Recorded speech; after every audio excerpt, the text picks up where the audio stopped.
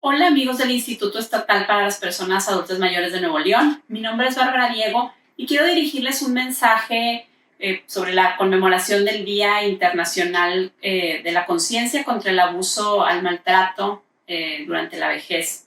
Este es un tema muy relevante que me da gusto que estamos propagando el mensaje. Yo sé que han visto ustedes por ahí muchos mensajes de muchos compañeros, de muchas dependencias, de muchas instituciones. Y la idea es que entre todos levantemos el mensaje y se escuche. La verdad es que el tema de el envejecimiento, las personas mayores, es un tema que no es muy visible todavía en la sociedad. Y bueno, es tarea de todos hacerlo ver. Entonces, bueno, tratando de darles un mensaje diferente, complementario a lo que han estado escuchando, quiero hablar de que, bueno, el maltrato tiene muchas caras. O sea, el maltrato a veces lo pensamos como el golpe, el abuso físico, el abuso verbal, digamos que lo asociamos con violencia tal vez, pero el abuso a veces tiene caras muy sutiles, caras que no son fáciles de visualizar. Y sobre eso quiero enfocarme. Específicamente quiero platicarles de un tema que está cobrando mucha relevancia y es un término que cada vez ustedes van a escuchar más, y es el edadismo. Y quiero hablarles del edadismo como una forma de maltrato.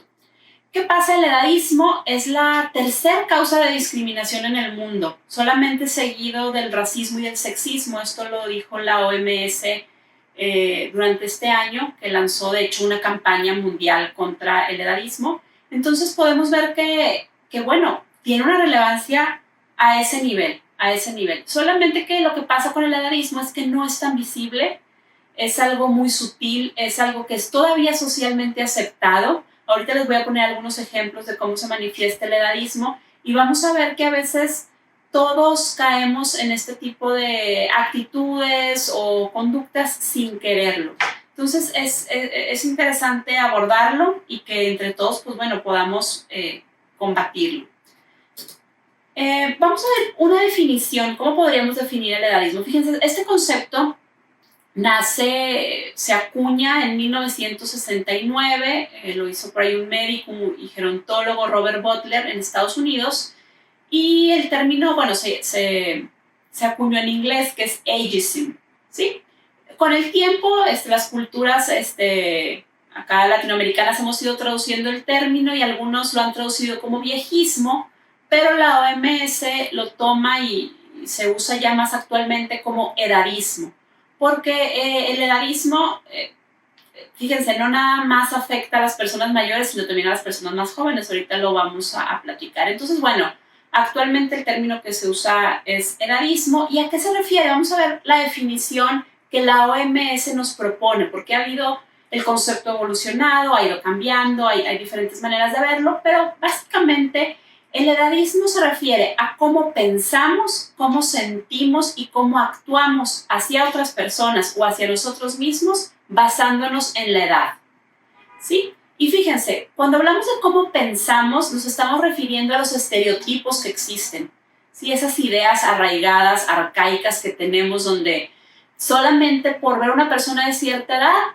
pensamos que tiene X o Y características. Y les puedo hablar de estereotipos muy crudos y muy duros, como decir, es que todas las personas mayores son solitarias, todas las personas mayores tienen problemas de memoria, o todas las personas mayores tienen dificultades físicas o están enfermas, ¿no? Hay muchos pensamientos de este tipo.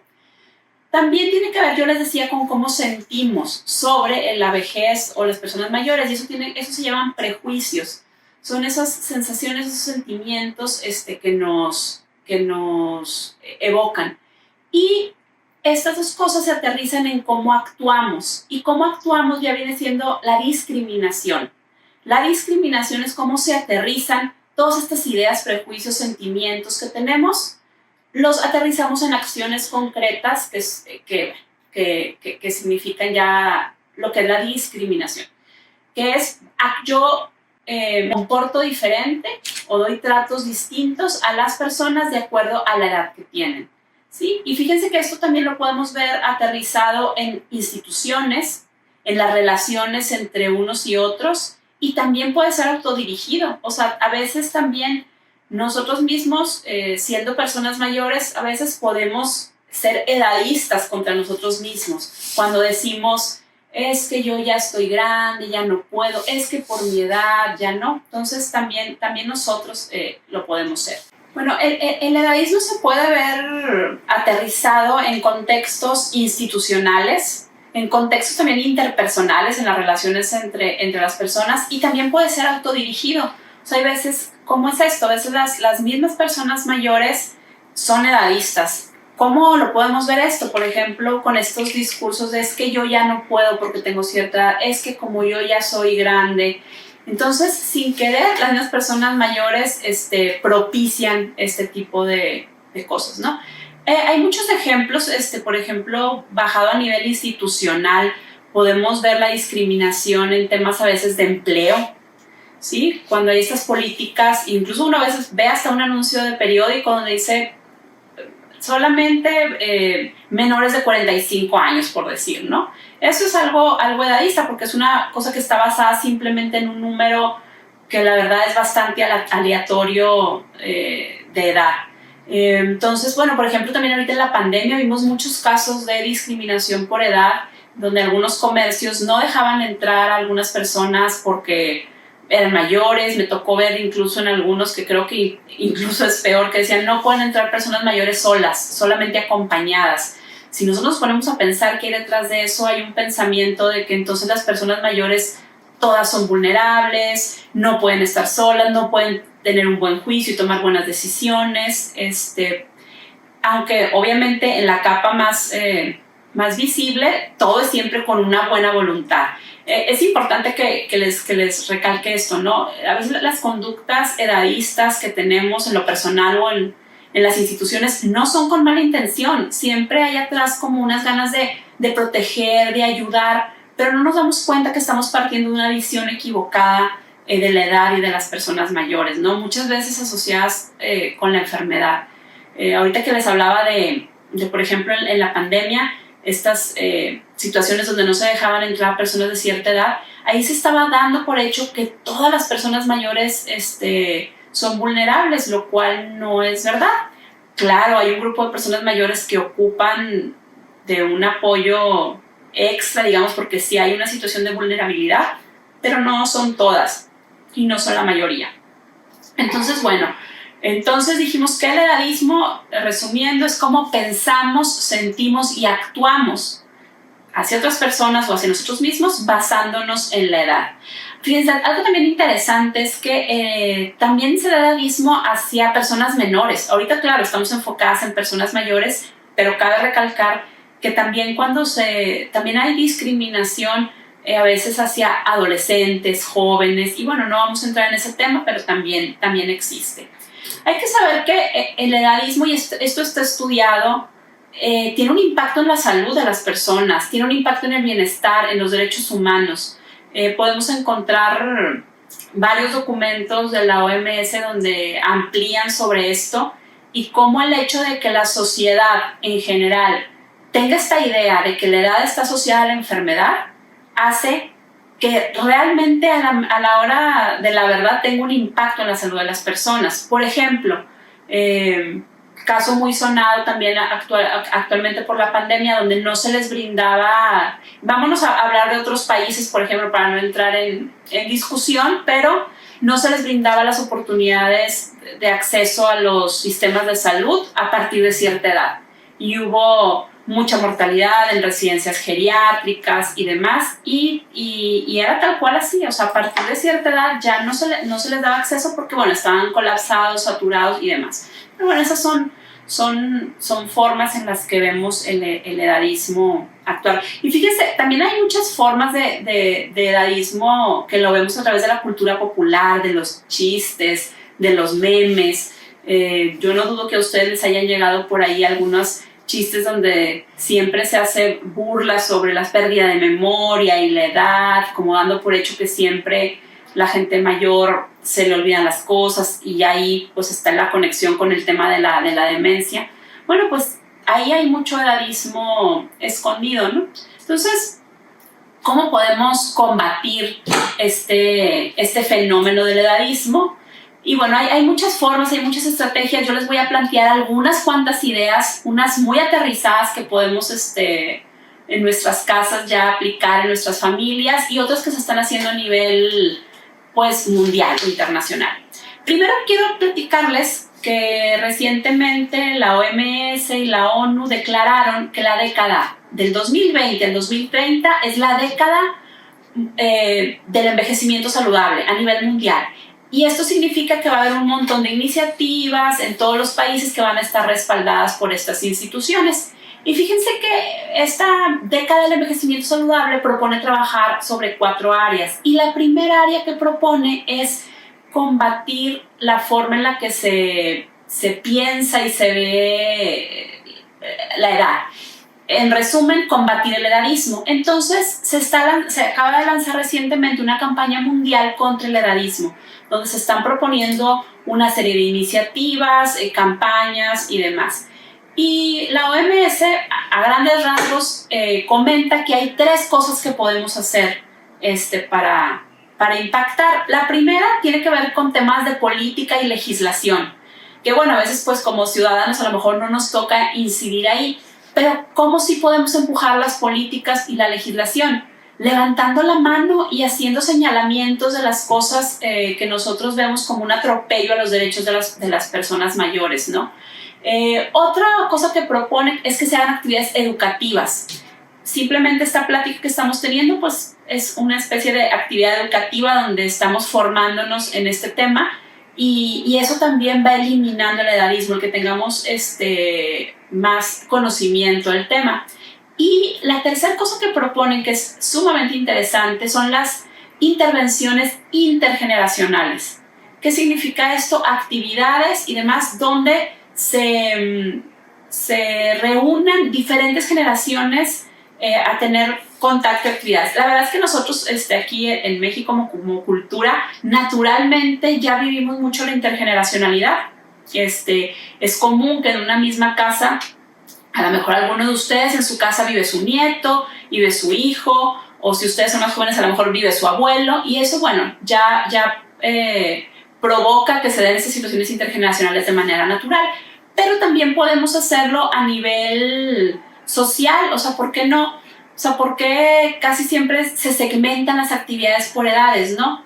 Incluso de repente se proponen ciertos espacios de este espacio va a ser nada más para personas mayores o nada más para niños, que de entrada puede sonar interesante y atractivo, pero un paso más allá es hacer que todos los espacios sean mejor intergeneracionales, que haya accesibilidad para todos y demás. Entonces, bueno, ahí hay muchas cosas que hacer en el tema de intergeneracionalidad. Yo les quiero aquí aterrizar algunas ideas muy prácticas, muy de la vida diaria, para ayudarles a detectar estos edadismos de alguna forma, ¿no? Entonces, primero hay que comenzar en casa. Hay que comenzar con la familia a hablar de estos temas y ponerlos sobre la mesa.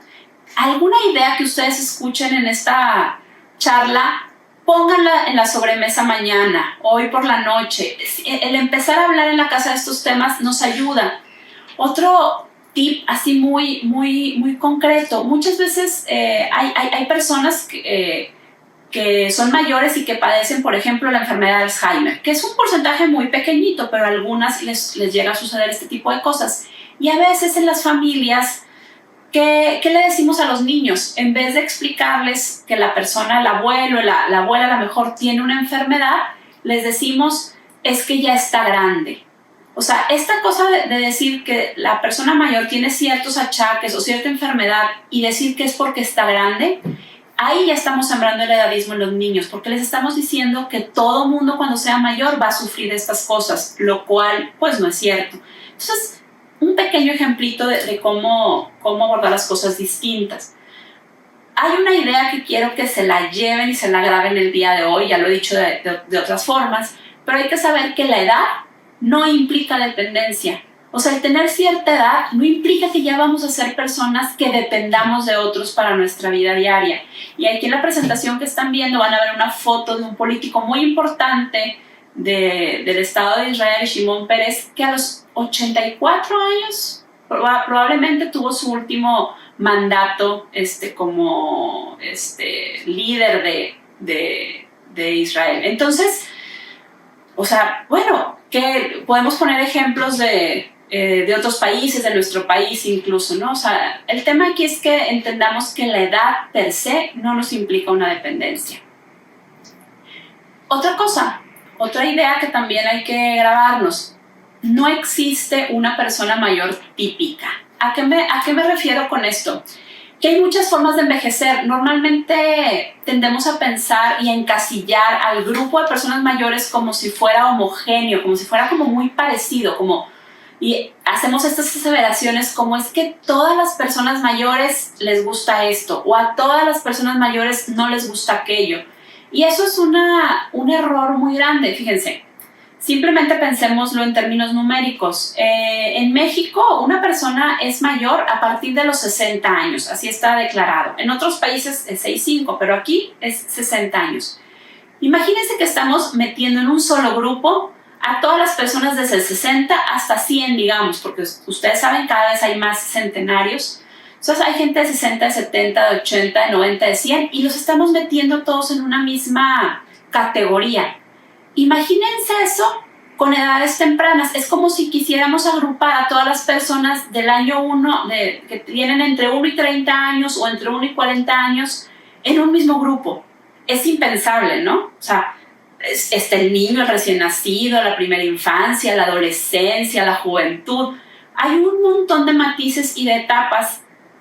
Pero en cambio, a partir de que la persona es mayor, es como si la englobáramos en una sola categoría. Entonces, hay que entender que no es así, que a mayor edad existe mayor diversidad, mayor heterogeneidad, y ese es un concepto muy, muy relevante en vejez. Aquí ustedes pueden ver algunas imágenes donde, bueno, son diferentes formas de envejecer, ¿no? Hay gente que envejece corriendo maratones y otras en su casa cuidando un nieto y otras tomando clases y otros quieren descansar y otros quieren seguir trabajando. No hay bien o mal, cada quien decide, ¿no? Es parte de esta diversidad. No hay un manual de cómo ser una persona mayor, digamos. Otra cosa que les quiero recalcar es que hay que cuidar demasiado el lenguaje. A través del lenguaje se nos escapan muchos edadismos por ahí, sutiles, siempre con una buena intención, pero edadismos al fin y al cabo, ¿no? Por ejemplo, podemos, hay palabras, por ejemplo, como abuelitos, aquí los pongo como signo de interrogación.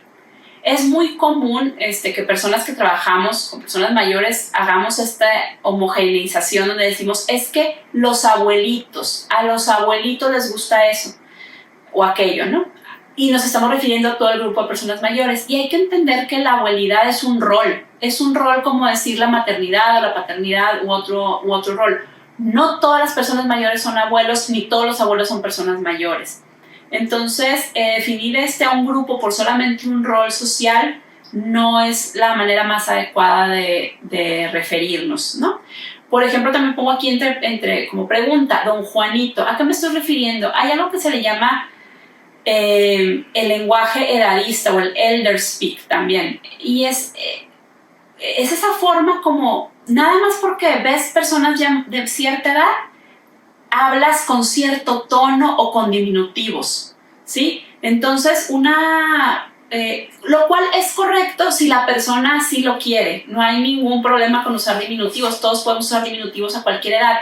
El tema es que es porque yo quiero o porque yo me siento cómodo con eso. No simplemente porque veo una persona muy mayor que a lo mejor incluso puede estar sentada en una silla de ruedas con algún grado de dependencia física y entonces nada más por esa situación empezar, ¿cómo está doña Juanita? Y incluso hasta a veces cambia el tono de voz y esto lo podemos ver mucho en las residencias geriátricas, es común. O dar por hecho que las personas no escuchan y empezar a hablar fuerte a todo el mundo.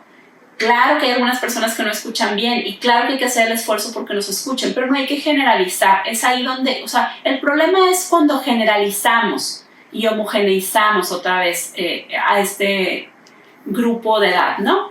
Por ejemplo, la palabra ancianos también es una palabra que ya está en desuso para referirnos a las personas mayores.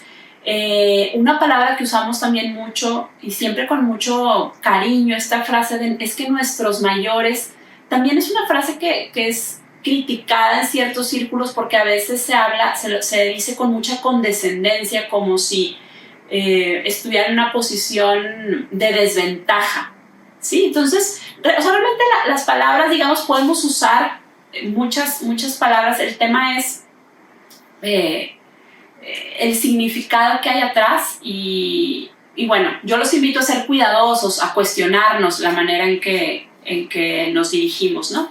Fíjense, otro lugar donde se cuela el edadismo es en los piropos, ¿sí? A veces nosotros muy entusiastas decimos a una persona que ya es mayor, híjole, es que qué bien se ve para su edad. Y bueno, a ver, vamos a analizar qué viene ahí implícita en esa frase. Estamos diciendo que es algo raro, estamos diciendo que las personas de cierta edad no se pueden ver tan bien. O sea, si usted se ve bien, es una cosa fuera de serie. Las personas de edad no están tan arregladas, no se ven tan bien. Entonces, simplemente cuestionémoslo, ¿sí? Hay que ponerlo ahí sobre la mesa. Otro lugar donde podemos ver edadismo es en esta corriente que le llamamos anti-aging o anti-envejecimiento. Incluso hay una corriente de medicina anti-envejecimiento, como si el envejecimiento fuera una enfermedad, algo que tenemos que luchar contra eso. Incluso ahorita hay toda una corriente que se está proponiendo clasificar la vejez como una enfermedad y hay toda una lucha en contra de eso. Un tema que da para analizarlo. Pero pues el envejecimiento es un proceso, es un proceso que empezamos a vivir desde que nacemos. Uno envejece desde el día 1. Ahora, una cosa es el envejecimiento, ahora, ¿cuándo empieza la vejez? Ese es otro concepto, que incluso hay debates actuales de por qué, en qué edad o cuándo debería de empezar la vejez. Aquí en México, si nos vamos a cómo lo decíamos, está puesto que una persona es mayor a partir de los 60, ¿será que la vejez empieza a los 60? Pero en otros países dicen que 65. Pero a ver, esa edad se determinó cuando la esperanza de vida era mucho menor a la que tenemos hoy. Entonces, hay debate en este campo entonces, ¿cuándo empieza la vejez? O sea, ¿por qué una edad y no otra? ¿Por qué entonces hay personas que a los 80 años pueden estar físicamente en total plenitud y puede haber personas de 50 que están sufriendo dependencia? Entonces, aquí lo que hay que entender es que la edad es solo un número, que no podemos usar la edad para determinar los tratos o las prestaciones o lo que se piensa sobre alguien, ¿no? Otra manera de ver el edadismo, y esto a lo mejor es más sutil, más difícil de ver, porque fíjense, así como hay prejuicios negativos, también hay hacia lo positivo. Y aquí la idea no es pasar a tener una visión súper positiva de la edad, pero tampoco la negativa, es una visión realista de lo que es ser una persona mayor. Entonces, bueno, aquí ustedes pueden ver que dice idealización de la edad. También pasa eso, o sea, también pasa que tenemos este discurso donde decimos, es que todas las personas mayores son tan buenas, tan sabias, tan nobles. Y claro que hay un montón de personas mayores con estas características, pero no es la regla. No es la regla, o sea, la edad per se no nos confiere ninguna característica mágica, o no mágicamente de repente ya somos muy buenos porque tenemos 80 años o malos. O sea, esto de bueno, malo, blanco, negro, es lo que hay que erradicar, hay que aterrizar en la realidad. O sea, hay jóvenes con ciertas características, niños sabios, jóvenes sabios, adultos mayores sabios, gente con experiencia también más joven. Esa es un poquito la idea hacia donde debemos de ir, porque sí, existen los estereotipos también y los prejuicios tirados hacia lo positivo y tampoco es lo que se busca. Entonces, finalmente, como para ir cerrando, hay que quedarnos con esta idea de que existen tantas vejeces como personas. que hay muchas formas de envejecer, que no hay un manual, que no hay algo que diga tú estás envejeciendo bien, tú estás envejeciendo mal.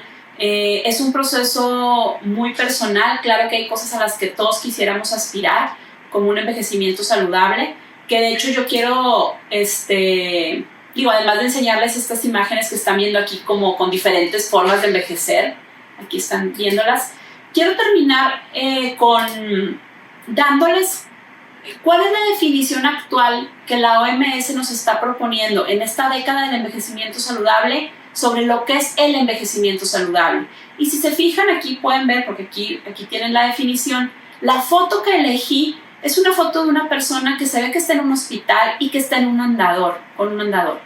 Uno podría pensar, ¿esa persona puede tener un envejecimiento saludable? ¿Alguien que está padeciendo una enfermedad puede tener un envejecimiento saludable? Pues sí, porque ahorita vamos que desmenucemos la definición, vamos a ver que al final de cuentas el envejecimiento saludable tiene que ver con poder hacer durante el mayor tiempo posible lo que es importante para cada uno de nosotros, ¿sí? Entonces una persona puede estar en el hospital luchando contra una enfermedad, con un andador, pero puede seguir haciendo lo que es importante para ella. Entonces, está teniendo un envejecimiento de alguna forma saludable. Fíjense los elementos que componen esta definición. Dice, bueno, el envejecimiento saludable consiste en desarrollar y mantener a edades avanzadas la capacidad funcional que hace posible el bienestar. Ahora, ¿qué es la capacidad funcional? Nos preguntamos. Y digamos que hay dos elementos importantes en la capacidad funcional. Una es la capacidad intrínseca, o sea, que es como la suma, la combinación de nuestras capacidades físicas y nuestras capacidades mentales. Y por otro lado, el entorno, o sea, el entorno que nos rodea. Y el entorno, entiéndase como la parte física de los espacios, o sea, cómo están los espacios, la parte social, y la parte política, las políticas, y cómo estos dos factores interactúan. Les voy a poner un ejemplo para aterrizar este concepto. Imagínense esta persona que están viendo en esta foto, una persona que está con un andador, obviamente con dificultades de movilidad. No es lo mismo que esta persona vive en una casa que está en un primer piso, que tiene una casa adaptada, que no hay escalones, y que a esa casa, imagínate, sales y hay una banqueta perfectamente bien diseñada, y luego en la esquina hay un cruce especial con un semáforo que digamos que le da el tiempo a que estas personas puedan pasar, y enfrente hay un parque con bancas y árboles y demás. Ahora vámonos a otro escenario. Esta misma persona vive en un cuarto piso, en un lugar donde no hay un elevador, donde hay unas escaleras angostitas y donde viven a lo mejor 10 personas juntas, ¿no? En espacios muy reducidos. Entonces, la persona es la misma persona, con las mismas, digamos, capacidades intrínsecas, la misma capacidad cognitiva, la misma capacidad física, pero su entorno es totalmente diferente. Entonces, el envejecimiento es muy distinto. O sea, las posibilidades que tiene esta persona y la otra de poder seguir haciendo lo que es importante para ella cambian, ¿sí? Por eso es tan importante que pues luchamos porque cambien los espacios, porque las políticas públicas nos ayudan a empujar por espacios más accesibles, más para todos, porque haya cambios sociales donde haya más aceptación hacia las personas de edad, y dentro de las personas de edad, pues a las personas con ciertas condiciones como un deterioro cognitivo, como el Alzheimer, como cualquier otro tipo de enfermedad. Entonces, bueno, el concepto de envejecimiento saludable es un concepto que ha ido evolucionando. Antes se utilizaba envejecimiento activo, envejecimiento exitoso, y ahorita se está proponiendo esta manera de verlo. Es lo que se propone en esta década del envejecimiento saludable. Y pues bueno, con esto quiero terminar y quiero invitarlos a que juntos vayamos a deconstruir, deshacer el edadismo que permea en nuestra sociedad, en nuestra vida, en nuestras familias, en nuestras actitudes diarias, y que juntos podamos pues construir esa sociedad para todas las edades, ¿sí? Donde todos podamos convivir en armonía y tener bienestar. Muchas gracias.